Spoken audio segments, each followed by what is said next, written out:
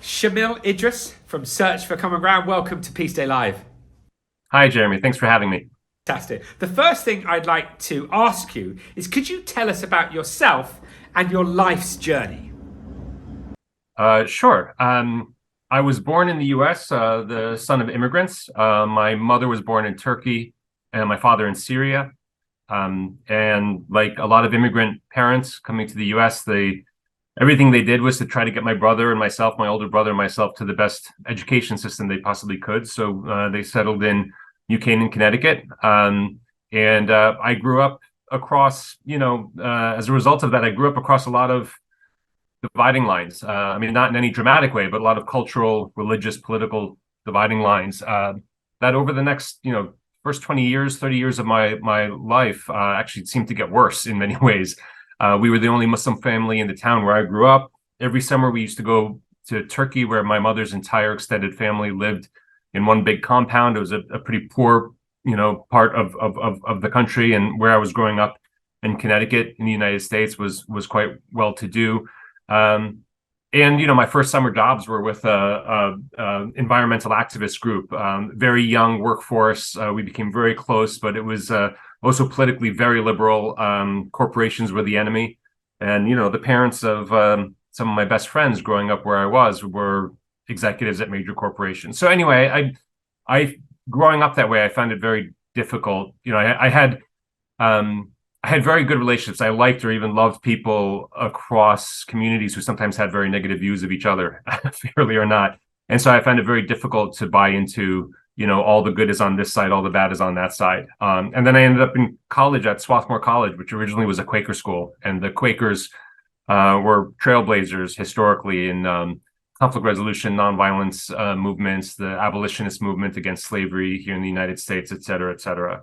And so outside of my classes at Swarthmore, I was able to get trained as a mediator, a dialogue facilitator, and all of these things really kind of, looking back on it, it's all very linear now. But at the time, I just knew that it really spoke to me. But I think it was because of that just baseline within peace building of looking for and calling out the dignity in others, even when you really disagree with them.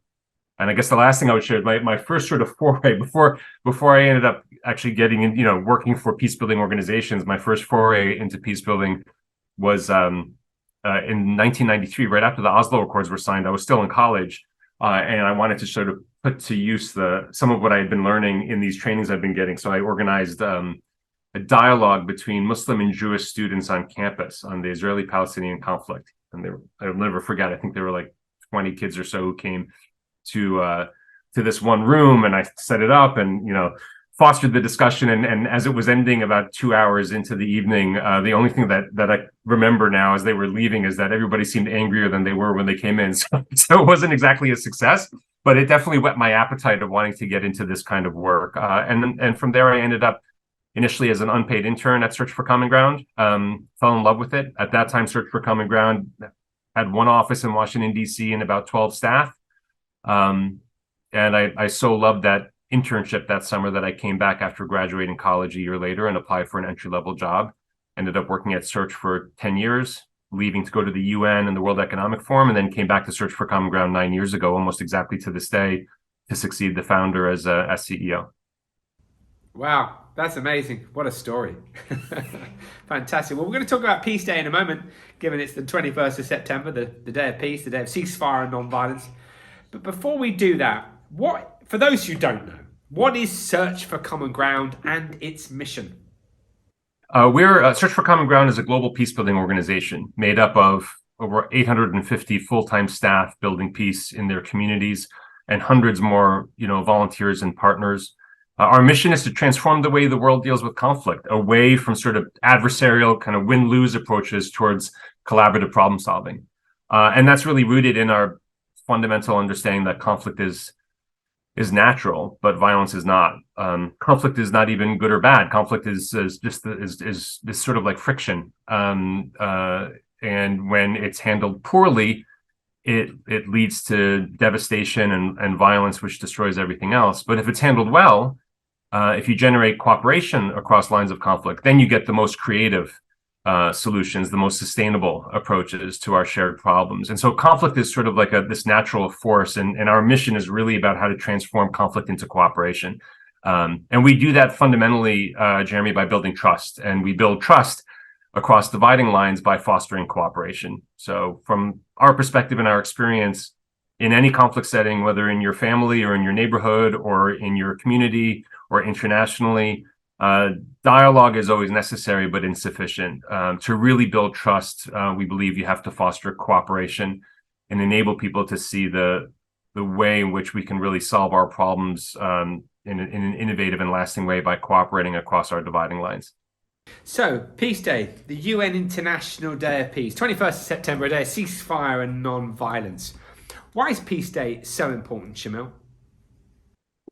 Well, I think peace is very personal for people. People know what it's like to feel safe in their communities, to feel safe when they're walking home after work or school, or to not feel safe, to feel welcomed and cared for, or to feel ostracized and humiliated and marginalized. These are very personal things that all of us have experienced. And anyone who's experienced those things knows how important peace is for the individual. But peace is also political. Our political mechanisms and platforms for fostering cooperation and preventing violence have really been struggling over the last, I'd say, 20 years or so in particular. And we've seen an increase in the levels of violent conflict globally over particularly the last 10 to 12 years or so.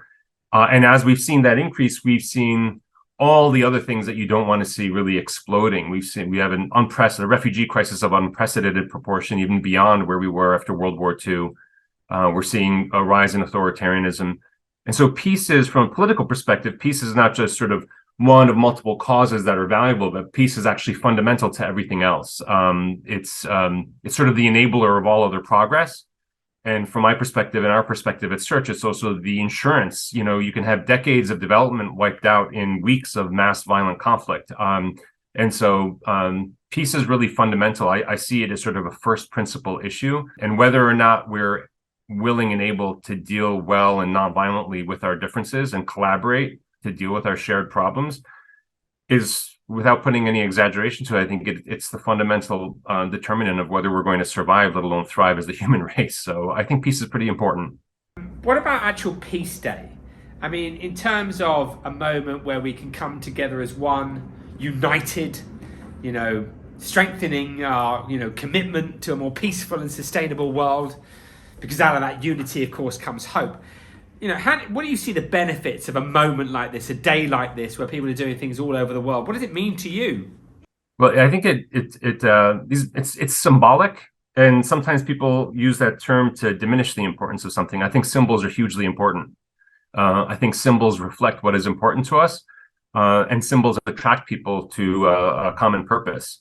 And they capture a lot, and symbols can mean a lot more than just what we intellectually think of things. They can really resonate and be emotionally important for us. I think Peace Day is a moment for people to not just reflect, but to get moving, to mobilize around common action.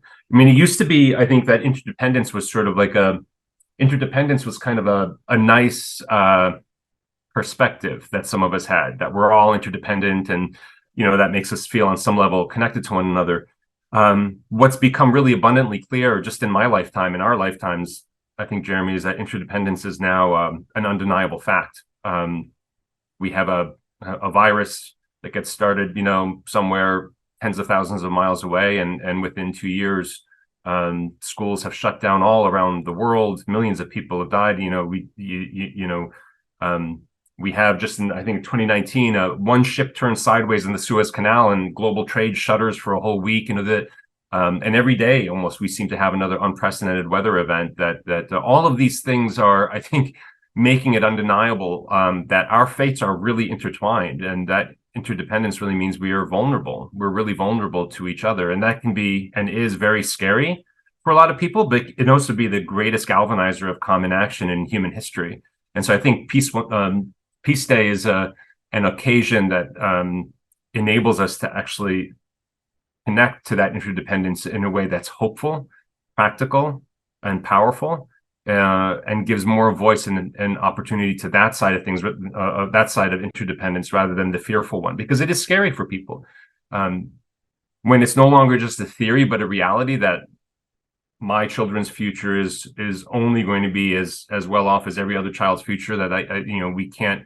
It is impossible to have a world of winners and losers. I think that was always pretty much the case, but now it's hard to deny that. And so I think Peace Day is an opportunity for us to try to make that real and build that out from that one day into the new norm for all of us. How important is it for individuals to take small actions towards the manifestation of a more peaceful and sustainable world? I don't think individuals have been as powerful in all of human history as we are today.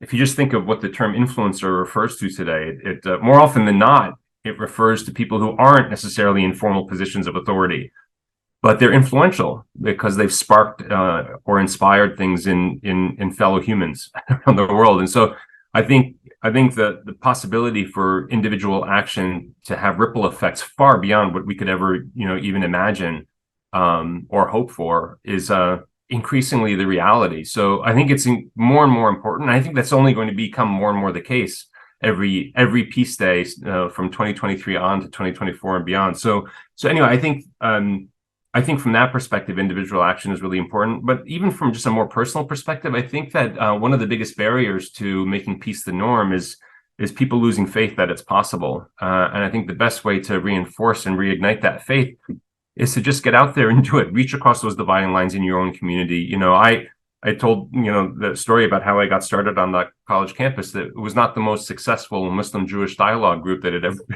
been organized, but there were pockets of understanding even in that discussion, I remember, and those are the things you hold on to, and they just really will whet your appetite, I think, to do more. And it's very rewarding.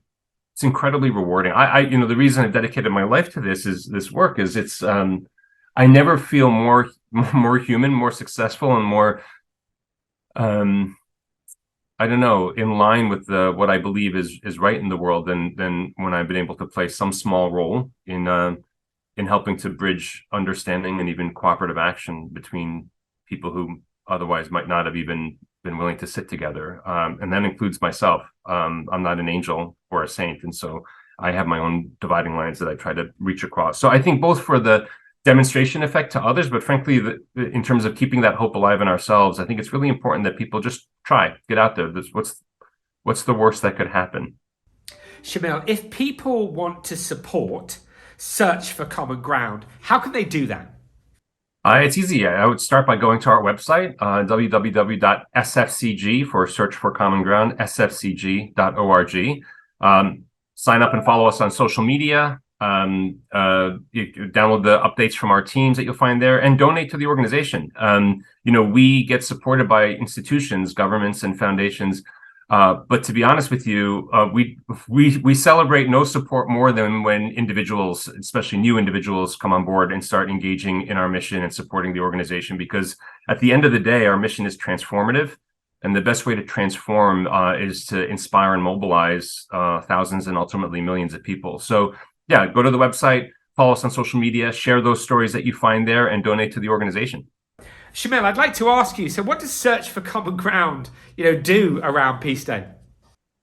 If you do follow our social media, you'll see that it gets particularly alive in the lead up to and on Peace Day. Our teams celebrate it. We try to build awareness through the new attention that comes from thousands, ultimately millions of people on that day. And yeah, we mark it as an important occasion for our mission. Shamil from Search for Common Ground, it was amazing to talk to you for Peace Day Live. Thanks so much, Jeremy. Great to be with you.